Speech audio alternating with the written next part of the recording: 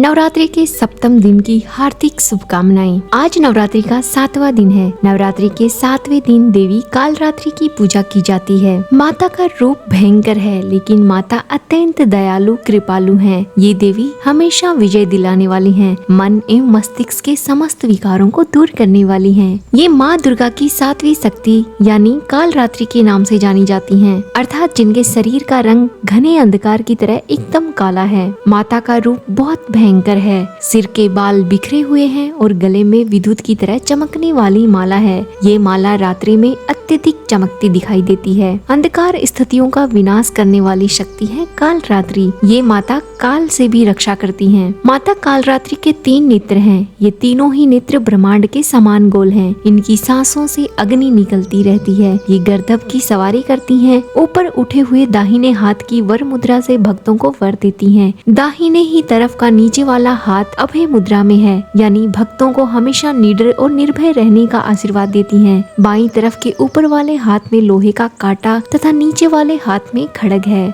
इनका रूप भले ही भयंकर हो, लेकिन माँ सदैव शुभ फल देने वाली माँ है, इसीलिए इन्हें शुभकरी कहते हैं। इसलिए माता के भक्तों को इनसे भयभीत होने की बिल्कुल आवश्यकता नहीं है। कालरात्रि की उपासना करने से ब्रह्मांड की सारी सिद्धियों के दरवाजे खुल जाते हैं और तमाम असुरी शक्तियाँ उनके उच्चारण से ही भयभीत होकर दूर भाग जाती हैं। देवी का स्मरण करने से ही दैत्य, राक्षस और भूत प्रेत भाग जाते हैं। माता ग्रह बाधाओं से भी मुक्ति दिलाती है। अग्नि, जल, जंतु, शत्रु और रात्रि भय दूर कर देती हैं। आज नवरात्रि के 7वें दिन हम आपको माँ कालरात्रि की पूरी कथा सुनाते हैं। कथा को बड़े ही ध्यान पूर्वक सुनिएगा। हम बताने वाले हैं कि माता ने कैसे इतना भयंकर रूप धारण किया। चलो कथा शुरू करते हैं। वर्षों पुरानी कथा है। शुभ और निशुभ नाम के 2 दैत्य ब्रह्मा जी को प्रसन्न करने के लिए घोर तपस्या में लीन हो गए। हजारों वर्षों तक तपस्या करने के बाद एक दिन ब्रह्मा जी उनके सामने प्रकट हुए। ब्रह्मा जी ने शुंभ और निशुंभ को वरदान मांगने के लिए कहा, तो उन्होंने भी महिषासुर जैसा ही कुछ वरदान मांगा। पहले तो इन दोनों ने अमर होने की इच्छा प्रकट की, लेकिन जब ब्रह्मा जी ने कहा कि आप अमरता का वरदान नहीं मांग सकते, जिसने जन्म लिया है उसकी मृत्यु निश्चित है, तो बहुत सोच समझकर शुंभ निशुंभ ने वरदान मांगा कि वे किसी पुरुष के हाथों नहीं मारे जाएंगे। कोई स्त्री ही उनका वध कर सकती है। स्त्री को शक्तिहीन जानकर शुंभ निशुंभ ने वरदान मांगा कि कोई भी स्त्री उनका सर्वनाश नहीं कर सकती। वास्तव में उन्हें किसी भी स्त्री से थोड़ा बहुत भी भय नहीं था, लेकिन उनकी ये धारणा कुछ ही समय में गलत साबित हो गई। ब्रह्मा जी ने उन्हें तुरंत ही ये वरदान प्रदान किया और अंतर्ध्यान हो गए। ब्रह्मा जी से वरदान पाकर शुंभ निशुंभ ने तीनों लोकों में त्राही त्राही मचा दी। सभी देवताओं को स्वर्ग लोक से बाहर फेंक दिया। दोनों भाइयों के आतंक से परेशान होकर सभी देवी देवता माता पार्वती की शरण में गए। उन्हें सारी घटना बताई। देवताओं ने माता पार्वती से प्रार्थना की कि वह उनकी समस्या का समाधान करें, और तब देवी पार्वती ने ब्रह्मांड की सुरक्षा के लिए जो भयंकर रूप धारण किया, इस रूप का नाम पड़ा देवी कालरात्रि। देवी कालरात्रि के 3 नेत्र, जिनसे क्रोध रूपी अग्नि निकल रही थी। जब शुंभ और निशुंभ को देवी कालरात्रि के प्रकट होने का समाचार मिला, तो उन्होंने सबसे पहले अपने 2 सेवक चंड मुंड को देवी से युद्ध करने के लिए भेजा। इन दोनों असुरों का माता कालरात्रि के साथ भयंकर युद्ध हुआ। अंत में दोनों ही देवी के हाथों मारे गए। तभी से देवी का एक अन्य नाम चामुंडा भी प्रसिद्ध हो गया। शुंभ तथा निशुंभ का एक अन्य सेवक था, जिसका नाम था रक्त बीज। अब उन्होंने रक्त बीज को माता कालरात्रि से लड़ने के लिए भेजा। रक्त बीज को स्वयं भगवान शिव ने वरदान दिया था कि जब भी उसके शरीर से एक भी रक्त की बूंद जमीन पर गिरेगी, तो उससे असंख्य राक्षस उत्पन्न हो जाएंगी, जो कि रूप और शक्ति से उसके ही समान होंगे। अब देवी कालरात्रि को रक्त बीज का सामना करना था। दोनों युद्ध भूमि में आमने सामने आ गए। जैसे ही देवी कालरात्रि ने रक्त बीज पर प्रहार किया, तो उसके शरीर से रक्त धारा बहने लगी। जैसे ही वह रक्त धारा भूमि पर गिरी, तो उसमें ना जाने कितने ही रक्त बीज उत्पन्न हो गए। इन असंख्य राक्षसों से युद्ध करने के लिए देवी ने अपने स्वरूप का भी विस्तार किया, लेकिन जैसे ही कोई भी राक्षस युद्ध भूमि में ढेर होता, उसके ही शरीर से असंख्य राक्षस उत्पन्न हो जाते। अब देवताओं को लगने लगा था कि रक्त बीज को समाप्त करना असंभव है, लेकिन तभी देवी कालरात्रि ने एक बड़ी ही विचित्र लीला की। उन्होंने अपनी जीभ को करोड़ों योजन के क्षेत्रफल में विस्तारित कर लिया, और अब जैसे ही वह रक्त बीज का वध करती, तो उसका सारा रक्त भूमि पर गिरने से पहले ही माता कालरात्रि पी जाती। इस प्रकार माता कालरात्रि सभी राक्षसों का वध करती रही और उनका रक्त पान करती रही। अब केवल वास्तविक रक्त बीज ही युद्ध भूमि पर अकेला रह गया था। देवी काली ने उसका भी सर धड़ से अलग किया और उसके संपूर्ण रक्त को पी लिया। इस प्रकार रक्त बीज मारा गया। अब इसके पश्चात नंबर था शुंभ और निशुंभ का।